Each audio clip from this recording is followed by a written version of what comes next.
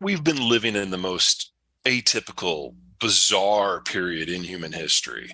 The very concept of globalization, the idea that you can participate in some sort of supply chain or source some product or sell some product on the other side of the planet, this has never happened before without some degree of military control and escort. But at the end of World War II, the Americans scrapped the old imperial system that generated the war. And we said that we would patrol the global ocean so that anyone could play. You could sail anywhere at any time, interface with any partner, participate in any manufacturing, access any raw commodity, and sell into any market. If in exchange you would side with us against the Soviets, and that created the world that we know. And it sounds like just a simple guns for butter deal, but you got to remember how fractured everything was before 1945. Hmm. If you were in a country that didn't have oil, then you didn't industrialize. If you were in a country that didn't have farmland, then your population was minuscule. Globalization allowed everyone to sell what they were good at and buy what they weren't good at, and everyone in the world became a specialist. And so we now have soy and on farms in Iowa that's the most productive in the world. But we also have semiconductors coming out of Taiwan, a country that was pre-industrial by every definition until very recently. And every part of the world can play now. And that has encouraged this mass diversification, and it's encouraged this mass explosion in economic activity, particularly once the Cold War ended in 1992. But it was already always artificial. And it was always based on the Americans continuing to hold up the ceiling. The United States has been edging away from that ever since 1992 when the Cold War ended, and we're in the final days of that right now. And that's only kind of half of it. Is when you allow everyone to participate in global trade, people move off the farm and they take services and manufacturing jobs in town. On the farm, kids are free labor. You have a bunch. In town, kids are really, really expensive pieces of loud, annoying furniture. So you Right. have fewer because adults aren't stupid. Yep. You play that forward for 70 years, and we have had a population bust in the making, global in scope for decades now. Hmm. And most of the advanced world has now aged past the point of no return. That includes countries like China. So in this coming decade, it's not just that we're going to see populations aging out of being competitive. We're going to see populations aging out of being sustainable and actually being countries.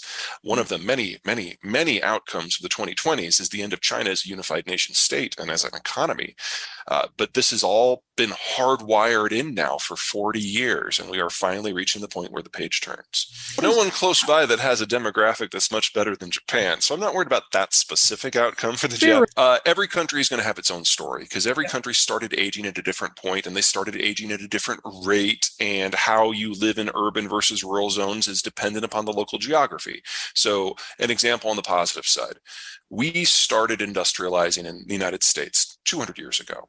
So for us, this hasn't been a 40, 50-year process. This has been a Mhm. 200-year Right. process.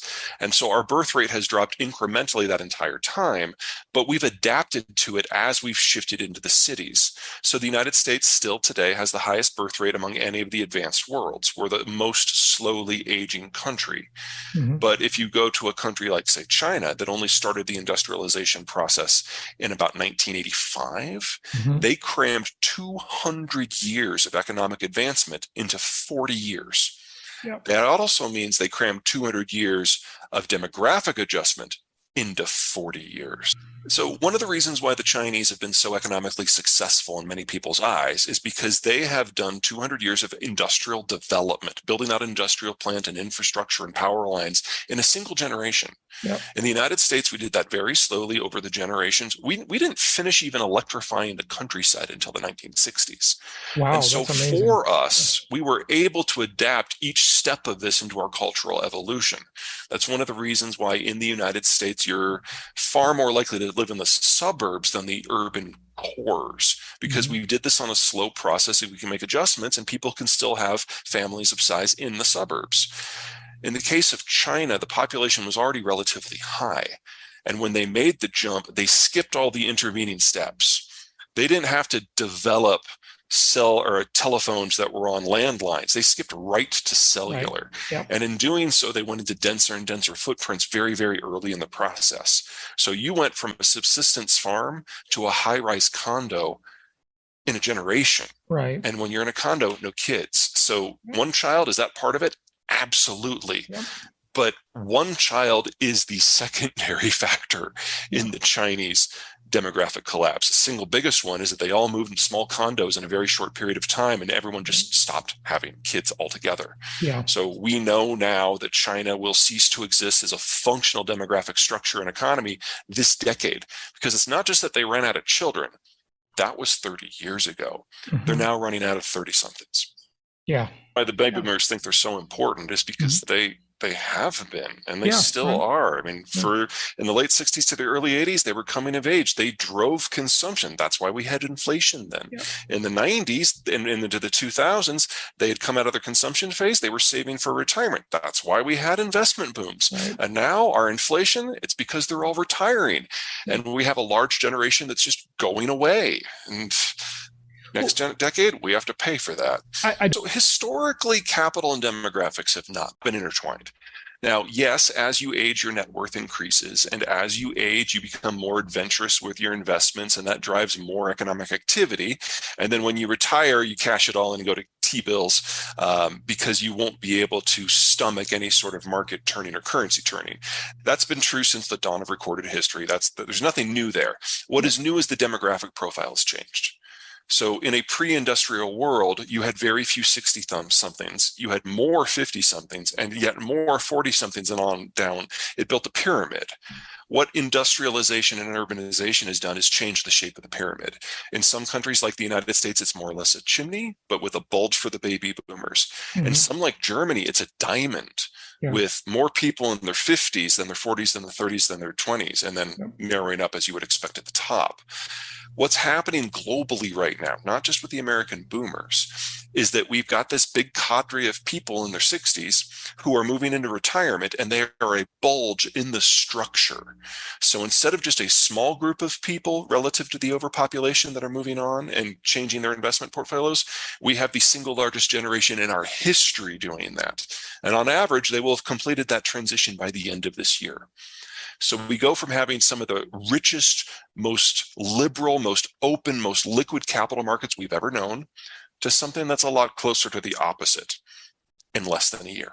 And there's And just and the first time you have a market turning, they become destitute. yeah. That's Right. why most people don't do that. I agree Yeah. that there's a percentage of people that are, and that is unfortunate.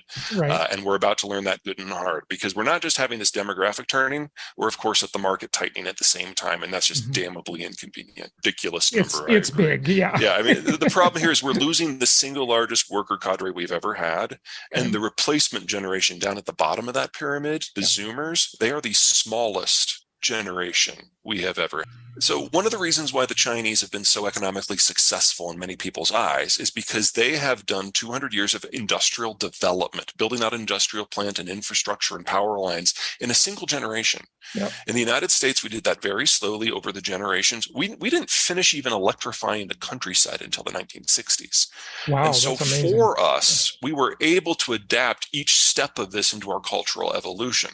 That's one of the reasons why in the United States, you're far more likely to live in the suburbs than the urban cores because Mhm. we did this on a slow process and we can make adjustments and people can still have families of size in the suburbs. In the case of China, the population was already relatively high. And when they made the jump, they skipped all the intervening steps. They didn't have to develop cell or telephones that were on landlines. They skipped right to Right. cellular. Yep. And in doing so, they went into denser and denser footprints very, very early in the process. So you went from a subsistence farm to a high rise condo